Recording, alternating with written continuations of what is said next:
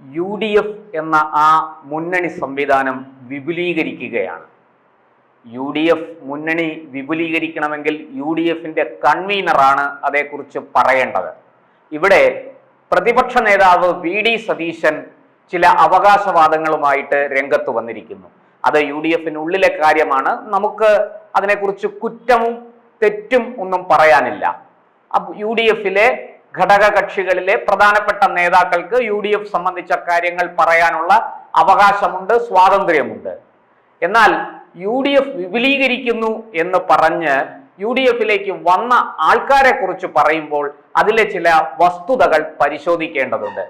CK Janu എന്ന ആദിവാസി രാഷ്ട്രീയ നേതാവ് ഏറെക്കാലം പട്ടികജാതി പട്ടികവർഗ വിഭാഗങ്ങളുടെ ഒരു അനിഷേധ്യയായ നേതാവ് തന്നെയാണ് ജാനു, തർക്കമില്ല. ആ ജാനു ഏറെക്കാലം NDAയിലായിരുന്നു. ഇപ്പോഴിതാ ആ ജാനു കളം മാറിയിരിക്കുന്നു. അവർ UDFന്റെ ഭാഗമായി എന്നാണ് പറയുന്നത്. ഇതേക്കുറിച്ച് നമുക്ക് പ്രത്യേകിച്ചൊന്നും പറയാനില്ല. കാരണം ജാനുവിനും ജാനുവിന്റെ പാർട്ടിക്കും ഒക്കെ തീരുമാനിക്കാം ഏത് മുന്നണിയിൽ നിൽക്കണം എന്ന്. അങ്ങനെ ഏതെങ്കിലും ഒരു മുന്നണിയിലേക്ക് അവരെ സ്വീകരിച്ചാൽ അവർക്ക് അവിടെ നിൽക്കാനുള്ള രാഷ്ട്രീയ സ്വാതന്ത്ര്യം ഈ നാട്ടിലുണ്ട്. എന്നാൽ മറ്റൊരു തലത്തിൽ തിരുവനന്തപുരം കേന്ദ്രീകരിച്ച് പ്രവർത്തിക്കുന്ന കാമരാജ് കോൺഗ്രസിന്റെ നേതാവ് ശ്രീ വിഷ്ണുപുരം ചന്ദ്രശേഖരനെ അവർ മുന്നണിയിലെടുത്തു, UDFലെടുത്തു എന്നാണ് പറയുന്നത്. എന്നാൽ വിഷ്ണുപുരം ഇത് നിഷേധിച്ചുകൊണ്ട് രംഗത്തെത്തിയിരിക്കുന്നു. തനിക്ക് NDAയിൽ ചില അതൃപ്തികളൊക്കെ ഉണ്ട്, പക്ഷേ NDAയുടെ വൈസ് ചെയർമാനാണ് താൻ ഇപ്പോഴും. അതുകൊണ്ട് തന്നെ മുന്നണി മാറ്റത്തെക്കുറിച്ച് താൻ ആലോചിച്ചിട്ടേയില്ല എന്ന് മാത്രമല്ല, ഞാനൊരു RSSകാരനാണ്, RSSൽ കൂടി വളർന്ന് പൊതുരംഗത്തേക്ക് വന്നയാളാണ്, വാക്കിന് വിലയുള്ളവനാണ്, ഞാൻ വാക്കു മാറില്ല എന്നൊക്കെയാണ് അദ്ദേഹം പറയുന്നത്. എന്തായാലും അദ്ദേഹത്തിനും ഈ പറഞ്ഞതുപോലെ NDA മുന്നണി വിട്ടു പോകാനും പോകാതിരിക്കാനും UDFൽ ചേരാനും ഒക്കെയുള്ള സ്വാതന്ത്ര്യമുണ്ട്. എന്നാൽ ഇതിന്റെ പിന്നിൽ ഒരു രാഷ്ട്രീയമുണ്ട്. അത് UDFന്റെ കോൺഗ്രസിന്റെ ഒരു ചതിയുടെ രാഷ്ട്രീയമാണ് എന്ന് വേണമെങ്കിൽ പറയാം. കാരണം UDFന് ഏറ്റവും കൂടുതൽ സെറ്റ് ബാക്ക് ഉണ്ടായിരിക്കുന്നത്, UDF ഏറ്റവും കൂടുതൽ തകർന്നിരിക്കുന്നത് തിരുവനന്തപുരം ജില്ലയിലാണ്. നോക്കൂ, മറ്റെല്ലാ ജില്ലകളിലും UDFന് മുന്നേറ്റമുണ്ടായി. കൊല്ലത്ത് അമ്പേ തകർന്നുപോയി എന്ന് കരുതിയിരുന്ന UDF നഗരസഭയിൽ ഏറ്റവും മുന്നിൽ വന്നിരിക്കുന്നു. മറ്റുള്ള നിയമസഭാ മണ്ഡലങ്ങളൊക്കെ എടുത്തു പരിശോധിച്ചാൽ തദ്ദേശ തെരഞ്ഞെടുപ്പിൽ കാര്യമായ മുന്നേറ്റം UDFന് കാഴ്ചവെക്കാൻ കഴിഞ്ഞിട്ടുണ്ട്. അതുപോലെ ആലപ്പുഴ, മറ്റു ജില്ലകളിലെല്ലാം UDF വളരെ മുന്നിലാണ്. തൃശ്ശൂരിന് മുകളിൽ പാലക്കാട് തൊട്ട് കാസർഗോഡ് വരെ UDF വളരെ ശക്തമായ നിലയിലാണ്. കാരണം മുസ്ലിം ലീഗിന്റെ ശക്തമായ പിന്തുണ കോൺഗ്രസിനുണ്ട്, UDFനുണ്ട്. അതുകൊണ്ട് അവിടെ UDF കെട്ടുറപ്പോടുകൂടി പരമാവധി സീറ്റുകളിൽ ജയിച്ചു വരും എന്ന് വ്യക്തമാണ്. എന്നാൽ തൃശ്ശൂർ, എറണാകുളം, ഇടുക്കി, കോട്ടയം ജില്ലകളിൽ അങ്ങനെയല്ല. അവിടെ മുസ്ലിം ലീഗിന് അങ്ങനെ പറയത്തക്ക ഒരു സ്വാധീനം ചെലുത്താൻ കഴിയില്ല. അവിടെ വാസ്തവത്തിൽ മുന്നിട്ട് നിൽക്കുന്നത് ക്രിസ്ത്യൻ ന്യൂനപക്ഷങ്ങളുടെ വോട്ടാണ്. ഇക്കുറി അവിടെയും ഒരു UDF അനുകൂല നിലപാടാണ് കാണുന്നത്. തദ്ദേശ തിരഞ്ഞെടുപ്പിൽ ഈ പറഞ്ഞതുപോലെ ക്രിസ്ത്യൻ ന്യൂനപക്ഷം UDFനെ കാര്യമായി അകമഴിഞ്ഞ് പിന്തുണച്ചു. UDFന് വലിയ നേട്ടം ഞാൻ ഈ പറഞ്ഞ ജില്ലകളിൽ, അത് തൃശ്ശൂര്, എറണാകുളം, ഇടുക്കി, കോട്ടയം ജില്ലകളിൽ ഉണ്ടായി. അതേസമയം ഇങ്ങ് താഴോട്ട് വരുമ്പോൾ ആലപ്പുഴ, പത്തനംതിട്ട, കൊല്ലം, തിരുവനന്തപുരം ജില്ലകളിൽ UDFന് വലിയ വെല്ലുവിളി ഉയർത്തിക്കൊണ്ട് LDF മാത്രമല്ല BJPയും രംഗത്തുണ്ട്. മറ്റ് മലബാറിലാകട്ടെ മധ്യ കേരളത്തിലാകട്ടെ BJPക്ക് എല്ലായിടത്തും ഒരുപോലെ വെല്ലുവിളി ഉയർത്താൻ കഴിയില്ല. ഇപ്പോൾ എറണാകുളത്ത് തൃപ്പൂണിത്തറ മുനിസിപ്പാലിറ്റി BJP പിടിച്ചെടുത്തു. BJP ആണ് അവിടുത്തെ ഏറ്റവും വലിയ ഒറ്റക്കക്ഷി. അവിടെ BJPക്ക് അടിത്തറയുണ്ട്. അതുപോലെ ചില പോക്കറ്റുകളിൽ BJP വളരെ ശക്തരാണ്. പാലക്കാട് നിയമസഭാ മണ്ഡലം നമുക്കറിയാം. അതിൽ തന്നെ മുനിസിപ്പാലിറ്റി BJPക്ക് നല്ല ഭൂരിപക്ഷം കിട്ടുന്ന സ്ഥലമാണ്. ഇങ്ങനെ ചില പോക്കറ്റുകൾ ഒഴിച്ചാൽ ഇപ്പൊ കോഴിക്കോട് വലിയ മുന്നേറ്റം ഉണ്ടായിട്ടുണ്ട്. ഏതാണ്ട് 13-14 സീറ്റ്, എനിക്ക് തോന്നുന്നു 13 സീറ്റാണെന്ന് തോന്നുന്നു നഗരസഭയിൽ, കോർപ്പറേഷനിൽ അവർ ജയിച്ചു വന്നത്.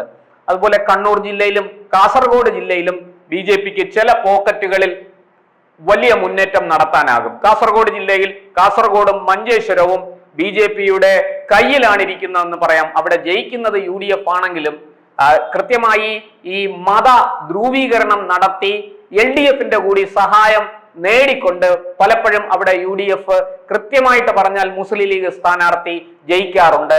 അവിടെ വളരെ ചെറിയ വോട്ടിന് BJP തോറ്റുപോകാറുമുണ്ട്. ഇത് വോട്ടുമറിക്കലിന്റെ ഏറ്റവും വളരെ അടിയൊഴുക്കുകൾ നിറഞ്ഞ ആ വോട്ടുമറിക്കലിന്റെ ഏറ്റവും നല്ല ഉദാഹരണമാണ് ഈ കാസർഗോഡും മഞ്ചേശ്വരവും. ഇരിക്കട്ടെ, നമുക്ക് തിരുവനന്തപുരത്തേക്ക് വരാം. തിരുവനന്തപുരം UDFനെ സംബന്ധിച്ചിടത്തോളം ഈ ബാക്കി എല്ലാ ജില്ലകളിലും UDFന് മെച്ചമുണ്ടാക്കാൻ സാധിച്ചാലും തിരുവനന്തപുരത്ത് അതിന് സാധിക്കില്ല എന്ന് അവർക്കറിയാം. കാരണം LDFനും BJPക്കും ശക്തമായ ഒരു വോട്ട് ബാങ്കുള്ള, അടിത്തറയുള്ള, ജനങ്ങളുടെ പിന്തുണയുള്ള ഒരു സാഹചര്യം തിരുവനന്തപുരത്തുണ്ട്. അതുകൊണ്ട് തന്നെ തിരുവനന്തപുരത്ത് BJP പിടിക്കുന്നത് UDFന്റെ വോട്ടുകളാണ്. UDFന്റെ വോട്ടുകൾ ചോരുന്നത് കൊണ്ട് BJPക്ക് വോട്ട് വിഹിതം വർദ്ധിക്കുകയും UDF തോൽക്കുകയും LDF ചെറിയ ഭൂരിപക്ഷത്തിനെങ്കിലും ജയിക്കുകയും ചെയ്യുന്ന സാഹചര്യം തിരുവനന്തപുരത്തെ ഒട്ടുമിക്ക മണ്ഡലങ്ങളിലുമുണ്ട്. ആറ്റിങ്ങൽ ലോക്സഭാ മണ്ഡലത്തിൽ, അതുപോലെ തിരുവനന്തപുരം ലോക്സഭാ മണ്ഡലത്തിൽ നമ്മൾ അത് കണ്ടതാണ്. ഇവിടെ രണ്ടിടത്തും UDF വളരെ ചെറിയ ഭൂരിപക്ഷത്തിനാണ് ജയിച്ചത്. അതും കൃത്യമായി ന്യൂനപക്ഷങ്ങളുടെ പിന്തുണ കിട്ടിയത് കൊണ്ട് മാത്രം. എന്നാൽ നിയമസഭാ തെരഞ്ഞെടുപ്പിലേക്ക് വരുമ്പോൾ വർക്കല, ആറ്റിങ്ങല്, ചിറയൻകീഴ്, വാമനപുരം, അരുവിക്കര, കാട്ടാക്കട തുടങ്ങിയ ആറ്റിങ്ങൽ മണ്ഡലത്തിൽ UDF തകർന്നു പോകുന്ന കാഴ്ചയാണ് നമ്മൾ കാണുന്നത്. അവിടെ LDF ആണ് ഭൂരിപക്ഷം മണ്ഡലങ്ങളിലും ജയിച്ചു വന്നത് എന്ന് നമ്മൾ മനസ്സിലാക്കണം. അതുപോലെ തിരുവനന്തപുരം ലോക്സഭാ മണ്ഡലത്തിൽ കോവളം ഒഴികെയുള്ള ബാക്കി എല്ലാ മണ്ഡലത്തിലും UDFന് കനത്ത തോൽവിയാണ് കഴിഞ്ഞ തവണ ഏറ്റുവാങ്ങേണ്ടി വന്നത്. ഇക്കുറി അതുകൊണ്ട് തന്നെ UDF വളരെ ശക്തമായ തീരുമാനങ്ങൾ എടുത്ത് മുന്നോട്ട് പോവുകയാണ്. കാരണം കോവളം, നെയ്യാറ്റിൻകര, പാറശാല, കാട്ടാക്കട, അരുവിക്കര തുടങ്ങിയ മണ്ഡലങ്ങളിൽ നാടാർ വോട്ട്, പ്രത്യേകിച്ചും നാടാർ ക്രിസ്ത്യൻ വോട്ട് നിർണായകമാണ്. ഈ നാടാർ വോട്ട് എങ്ങനെയും പിടിച്ചെടുക്കുക എന്നൊരു ലക്ഷ്യം UDFനുണ്ട്.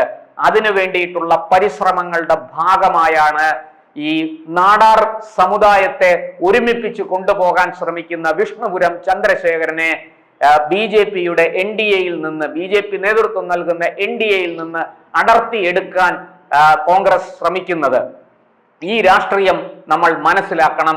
ഇവിടെ കൃത്യമായിട്ടും BJPക്കൊപ്പം നിൽക്കുന്ന വിഷ്ണുപുരം ചന്ദ്രശേഖരൻ, NDAയുടെ വൈസ് ചെയർമാൻ കൂടിയായ അദ്ദേഹം ഈ പറഞ്ഞതുപോലെ UDFലേക്ക് ചേക്കേറിയാൽ ഒരു പക്ഷേ അത് UDFന് വലിയ നേട്ടമാകും. ഞാൻ ഈ പറഞ്ഞ മണ്ഡലങ്ങളിലെല്ലാം UDF ശക്തമായ വിജയം അല്ലെങ്കിൽ മുന്നേറ്റം UDFന് കാഴ്ചവെക്കാനാകും എന്ന് തീർച്ചയാണ്. അതിനു വേണ്ടിയിട്ടുള്ള ഒരു കളമൊരുക്കലാണ് കോൺഗ്രസിന്റെ നേതൃത്വത്തിൽ ഇപ്പോൾ നടന്നത്. പക്ഷേ അത് തുടക്കത്തിൽ തന്നെ ചീറ്റിപ്പോയി എന്ന് പറയേണ്ടിയിരിക്കുന്നു. വിഷ്ണുപുരം ചന്ദ്രശേഖരൻ ആ ഓഫർ, UDFന്റെ, കോൺഗ്രസിന്റെ ഓഫർ നിരസിച്ചിരിക്കുന്നു എന്നാണ് നമുക്ക് ലഭിക്കുന്ന വാർത്ത. മറ്റു കാര്യങ്ങൾ പിന്നാലെ വാർത്തകൾ കൂടുതലായിട്ട് പുറത്തു വരട്ടെ, അപ്പോൾ നമുക്കത് വിശകലനം ചെയ്യാം, ചർച്ച ചെയ്യാം. എന്തായാലും ഈ നാടാർ വോട്ടുകൾ വെച്ച് കളിക്കുന്ന UDF രാഷ്ട്രീയം ഇനി ഒരുപാട് നാള് മുന്നോട്ട് പോകില്ല എന്ന് വ്യക്തമാണ്. അത് കഴിഞ്ഞ 2 ടേമായിട്ട്, കഴിഞ്ഞ 10 വർഷങ്ങളായിട്ട് അതിന് വലിയ ഇടിവ് തട്ടിയിരിക്കുന്നു. അവിടെ BJPയും LDFുമാണ് കയറിയിരിക്കുന്നത്. അത് വലിയൊരു വെല്ലുവിളിയായി UDFന് അനുഭവപ്പെടുന്നുണ്ടെന്നുള്ളതും തീർച്ചയാണ്. അതിനെ മറികടക്കാനാണ് ഇപ്പോഴത്തെ ഈ ഡബിൾ ഗെയിം കളിച്ചത്. പക്ഷെ ആ ഡബിൾ ഗെയിം കളിക്കുന്നതിന് മുമ്പ് തന്നെ അവർ തോറ്റുപോയിരിക്കുന്നു.